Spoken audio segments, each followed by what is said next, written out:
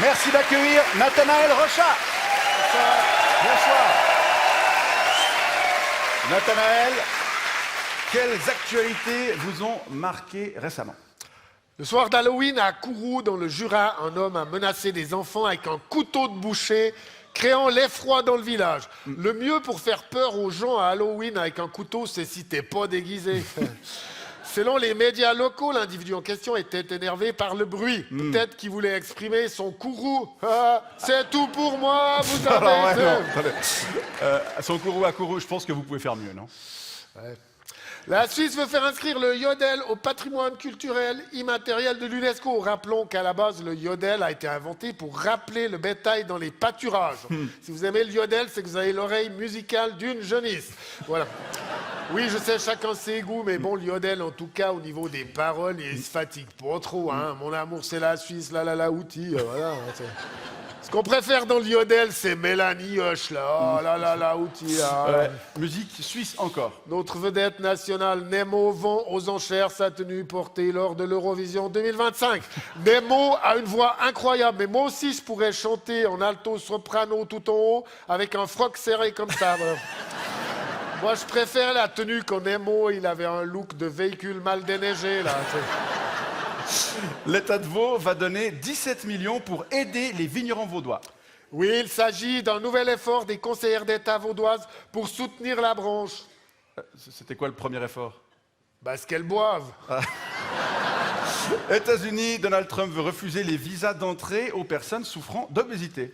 Je suppose qu'il lutte contre l'appropriation culturelle, voilà. C'est comme dans les boîtes de nuit, il trie à l'entrée, quoi. Pendant ce temps, en Floride, un homme de 270 kilos a pu être évacué après que les pompiers ont percé un trou dans le mur de sa maison, quoi. Je veux pas juger, mais quand ton régime alimentaire est devenu mauvais pour ta maison, Scolarité obligatoire dans la tribune de Genève. Oui, selon cet article, les élèves romans ne veulent plus apprendre les langues anciennes. Genre le français. Ref, je vais poucave, quoi t'as dit, quoi.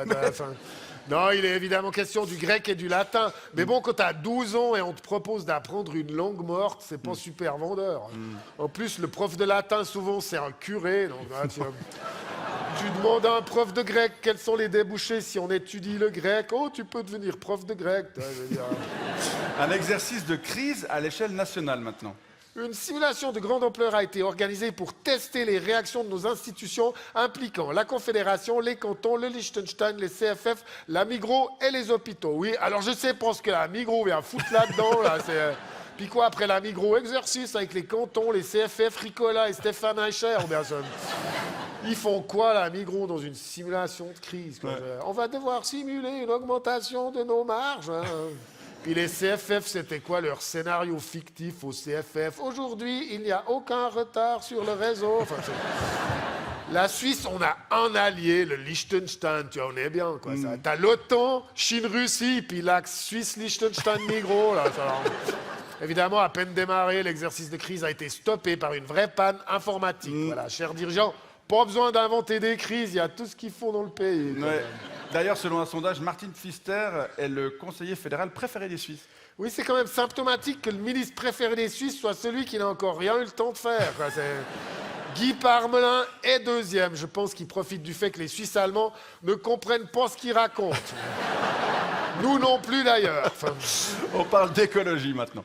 La Suisse va compenser ses émissions polluantes en finançant des projets dans des pays pauvres. C'est une bonne idée. Puis si on choisit bien les pays, l'argent, il reviendra directement dans nos banques. Écologie toujours, le camion poubelle 100% électrique que la ville de Lausanne avait acheté 800 000 francs est en panne depuis une année. Ouais. C'est pas un gag. Je ne juge pas, moi aussi je roule dans une poubelle, mais elle a pas coûté 800 000 balles, quoi.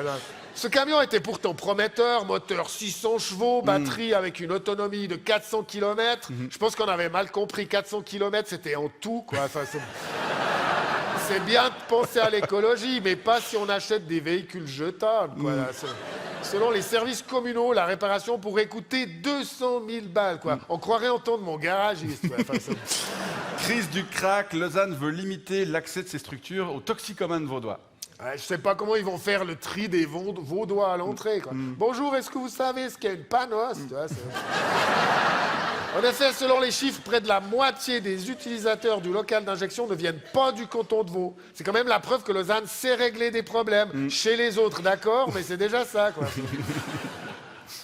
Et enfin, autre chose pour terminer? Oui, classement fédéral de la statistique, Lausanne et Yverdon occupent les rangs 1 et 3 des villes les plus dangereuses de Suisse. Mais non. Les autorités de Lausanne et du canton appellent à la prudence avec ces chiffres. Ouais, ils ont raison que ces chiffres, ils t'attaquent, tu vois. Faut être prudent, quoi. Le conseiller d'État Vassilis Venizelos a suggéré la création d'un observatoire de la criminalité. Ils nous font chaque fois le coup de l'observatoire de la criminalité. C'est quoi ce jargon d'astronomie, quoi?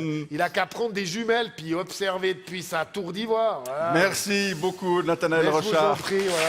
Vous revenez comme vous voulez. Et vous serez ici d'ailleurs la semaine prochaine avec le Couleur 3 Comedy Club, non? Oui, 21 novembre à Épalin. Ici à la salle des Palaces.